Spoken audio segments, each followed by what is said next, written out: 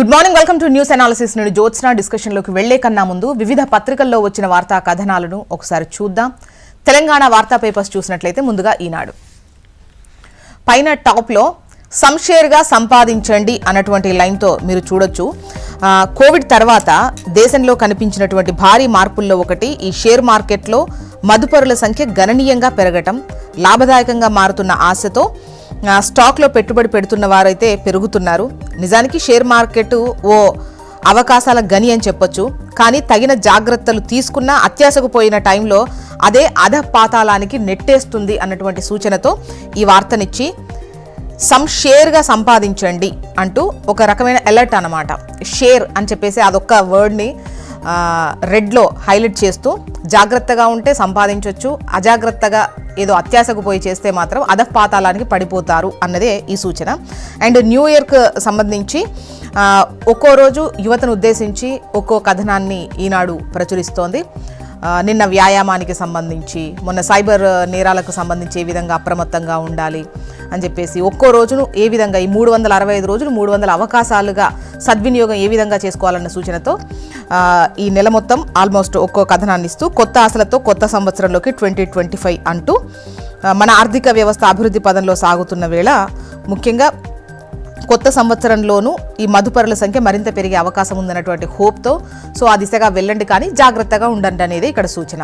ఇక banner item విషయానికి వద్దాం. సామాన్యుల చుట్టం అంటూ నిస్సహాయులకు అండగా న్యాయ సహాయ వ్యవస్థ, 18 లక్షల ఎకరాల పార్బీ భూముల హక్కులకు మార్గం సుగమం, 24 లక్షల ఎకరాల అసైన్డ్ భూముల్లోకి అర్హుల పట్టాలు, కోర్టులను ఆశ్రయించాల్సిన అవసరం లేకుండా ల్యాండ్ ట్రిబ్యునల్, జిల్లా స్థాయిలో సమస్యల పరిష్కారానికి 2 అంచెల అప్పీళ్ల వ్యవస్థ.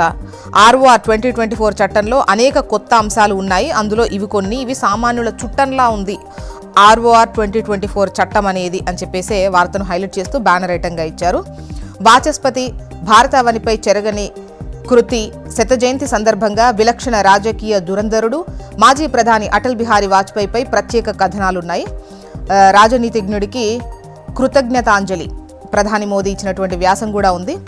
ఇక రేవతి మరణించినట్టు థియేటర్లో నాకెవరూ చెప్పలేదు, పోలీసుల అనుమతి నిరాకరణపై సమాచారం లేదు, ఎప్పుడు పిలిచినా విచారణకు సహకరిస్తా, సంధ్యా థియేటర్ ఘటనపై సినీ నటుడు అల్లు అర్జున్, చిక్కడపల్లి ఠాణాలో 3 గంటలకు పైగా విచారణ, 20 ప్రశ్నలు సంధించిన పోలీసులు. నిన్న చిక్కడపల్లి పిఎస్లో అల్లు అర్జున్ విచారించిన విషయం మనకు తెలిసిందే కదా, ఒక 20 ప్రశ్నలతో విచారించారు.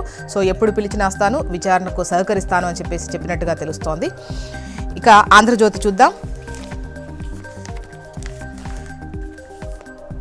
తప్పైపోయింది, చిక్కడపల్లి ఠాణాలో అల్లు అర్జున్ భావోద్వేగం, తొక్కిసలాట దృశ్యాలు చూసి చెలించిన బన్నీ. ఇక ఫ్యూచర్ సిటీ గ్రీన్ ఫీల్డ్ హైవేకు 2000 కోట్లు, ఆర్థిక శాఖ ఆమోదం, త్వరలో పనులు ప్రారంభం. నెక్స్ట్ నమస్తే తెలంగాణ.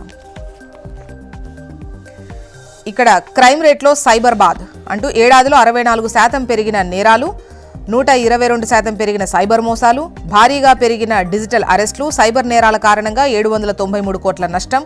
2024 వార్షిక నివేదికను రిలీజ్ చేసిన సైబరాబాద్ సిపి అవినాష్ మహంతి. ఎగవేసిన బోనస్ 1561 కోట్లు, సన్నాలకు సున్నా చుట్టిన సర్కారంటూ వార్తను హైలైట్ చేశారు.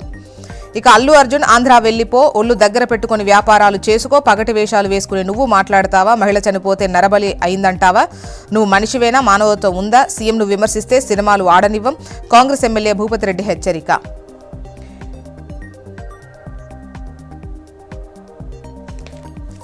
నెక్స్ట్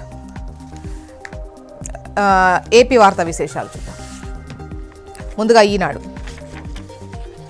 ఇక్కడ కూడా టాప్లో షేర్గా సంపాదించండి అని చెబుతూ స్టాక్స్కు సంబంధించి, ముఖ్యంగా షేర్ మార్కెట్కు సంబంధించి యువతను అలర్ట్ చేస్తూ ఇందులో డబ్బు ఉంది, సంపాదించుకోవచ్చు, కానీ జాగ్రత్తగా ఉండండి, అత్యాశకు పోకండి అన్నటువంటిది ఉద్దేశించి కథనాన్ని ప్రచురించింది ఈనాడు.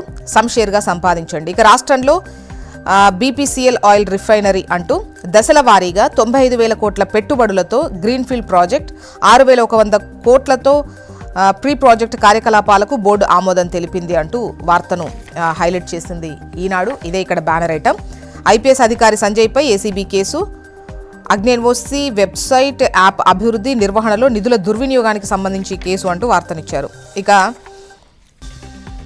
ఆంధ్రజ్యోతికి వెళ్దాం.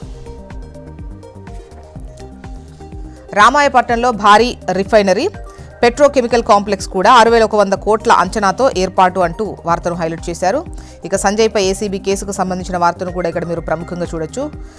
సిఐడిలో బద్దలైన భారీ కుంభకోణం, ఆయన హయాంలో అగ్నికి చెదలు అంటూ వార్తనిచ్చారు.